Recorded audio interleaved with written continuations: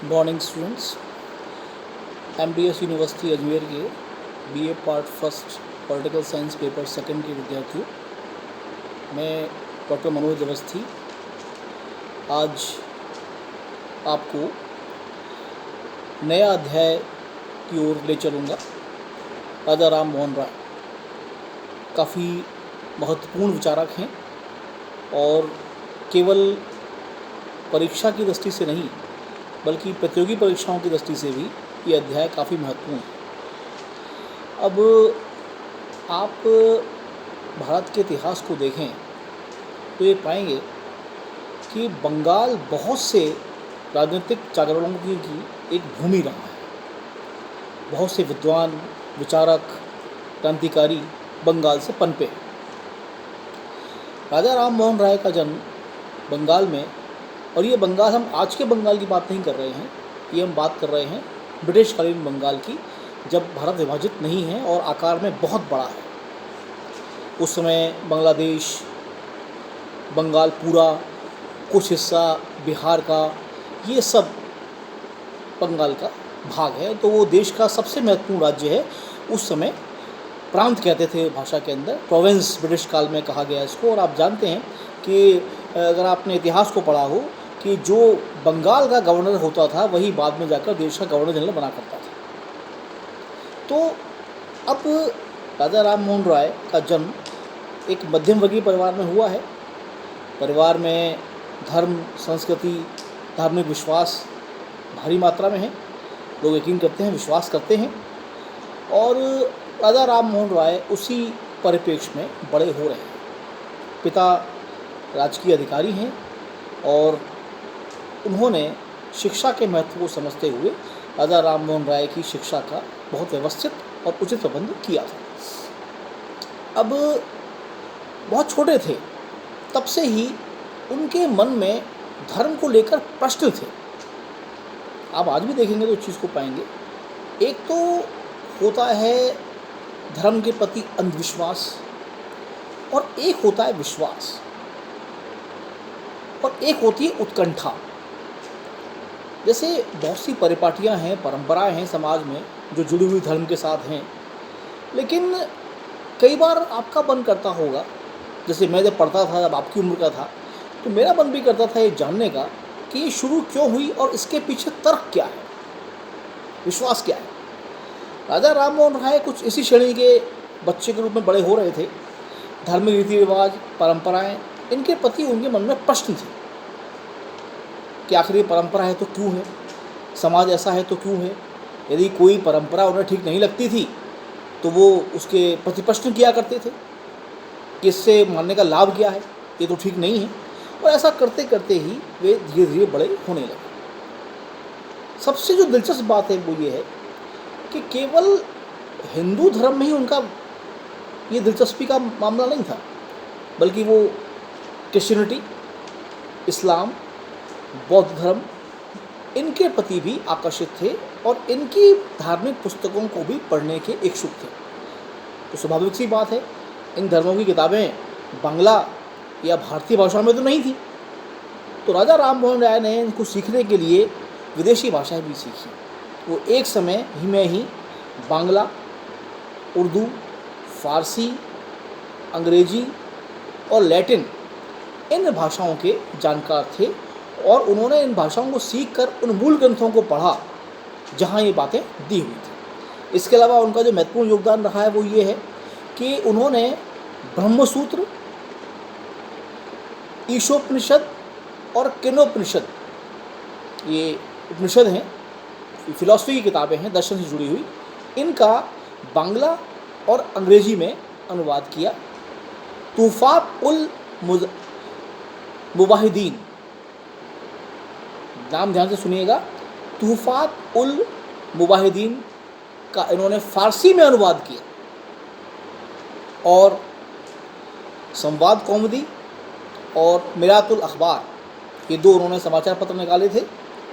संवाद कौमुदी बांग्ला भाषा में था और मिरातुल अखबार फ़ारसी भाषा में। और जैसा कि आप सब जानते हैं, मैं ये मान के चल रहा हूँ कि इतना आपको पता होगा, स्त्रियों के अधिकार और उनकी रक्षा को लेकर जो कार्य राजा राम मोहन राय ने किया है उतना मैं समझता हूँ शायद किसी ने नहीं।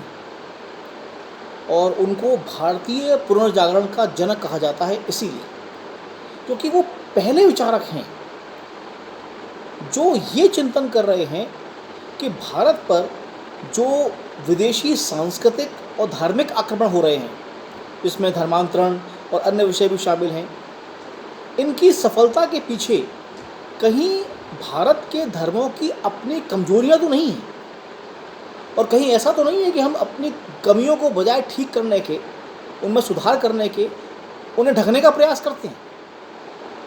और उन्होंने इस विषय में ऊंची आवाज़ उठाई, खूब लिखा, खूब पढ़ा, खूब जगह वो सुने गए और उन्हें पर्याप्त सम्मान देश के भीतर भी और देश के बाहर भी मिला।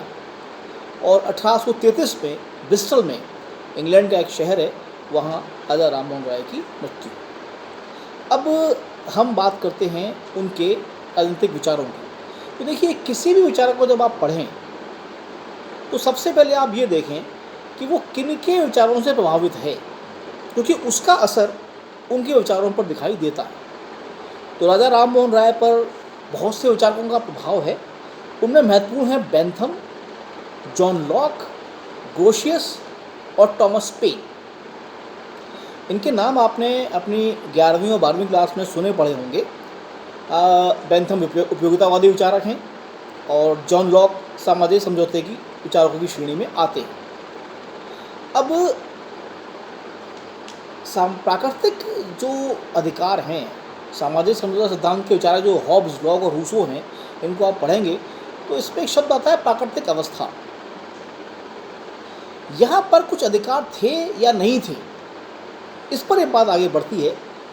जॉन लॉक ने ये कहा है कि मनुष्य के कुछ प्राकृतिक अधिकार हैं। दरअसल ये सिर्फ लॉक ने नहीं कहा है, उनसे पहले भी और उनके बाद भी बहुत लोगों ने ये बात कही है और इसको साबित भी किया है। लॉक ने इस बात का बड़ा व्यापक विश्लेषण किया है। उन्होंने 3 प्राकृतिक अधिकार बताए हैं: स्वतंत्रता, समानता और संपत्ति। राजा राम मोहन राय के ऊपर लॉक का बड़ा प्रभाव है। वो ये मानते हैं कि जो प्राकृतिक अधिकार हैं ये प्रकृति ने दिए हैं, अतः समाज और राज्य को इनमें ज़्यादा दखल देने की आवश्यकता नहीं है। वो प्रभावित हैं इस बात से। अब उनका जो पहला राजनीतिक विचार है वो है व्यक्तिगत स्वतंत्रता और राष्ट्रीय स्वतंत्रता के समर्थक। देखिए, 2 चीज़ें हैं जो इस व्याख्यान माला में आगे बढ़ रही हैं। पहला, व्यक्तिगत स्वतंत्रता या आज़ादी किस सीमा तक दी जाए और कितनी दी जाए, और क्या इसका राष्ट्रीय स्वतंत्रता से कुछ संबंध है। यहाँ पर मैं आपको स्पष्ट कर दूँ, राजा राम मोहन राय इस समय पल बढ़ रहे हैं, बड़े हो रहे हैं। बाद में जब युवा हुए, कलकत्ता आकर बस गए और उस समय के जो कलकत्ता में निवास करने वाले, बंगाल में निवास करने वाले ब्रिटिश विचारक थे, लेखक थे, प्रशासनिक अधिकारी थे, नेता थे, उनके साथ राजा राम मोहन राय के बड़े अच्छे संबंध थे, क्योंकि उनका रवैया क्रांतिकारी नहीं था, बल्कि ब्रिटेन की तरह वे क्रमिक सुधारों के माध्यम से परिवर्तन लाना चाहते थे कि बदलाव कीजिए पर धीमे धीमे। क्रांतिकारी बदलाव व्यवस्था को तोड़ देते और लंबे समय तक आगे नहीं बढ़ते, ऐसा उनका विश्वास था। तो यहाँ पर उन्होंने, जब वो इन लोगों के संपर्क में रहे, तो ये उन्होंने कहना शुरू किया कि यदि व्यक्ति को आज़ादी मिलती है, चाहे वो अभिव्यक्ति की हो, अपने धार्मिक विश्वासों को मानने की हो, तो इस मामलों में सरकार को हस्तक्षेप नहीं करना चाहिए। और व्यक्तिगत स्वतंत्रता और राष्ट्रीय स्वतंत्रता, ये दोनों आपस में अंतर संबंधित हैं। यदि आप मनुष्य को आज़ाद करते हैं तो वो आपके खिलाफ विद्रोह नहीं करेगा, बल्कि वो आपके इस गुण की प्रशंसा करेगा कि अपने व्यक्तित्व के विकास के लिए आपको उसको अवसर दें। दूसरी बात, वो ये कहते हैं कि व्यक्तित्व के विकास के लिए सामाजिक, आर्थिक, धार्मिक, सांस्कृतिक व्यक्ति को पर्याप्त छूट मिलनी चाहिए। और दूसरी बात, राज्य को इनके मार्ग में आने वाली बाधाएं दूर करनी चाहिए।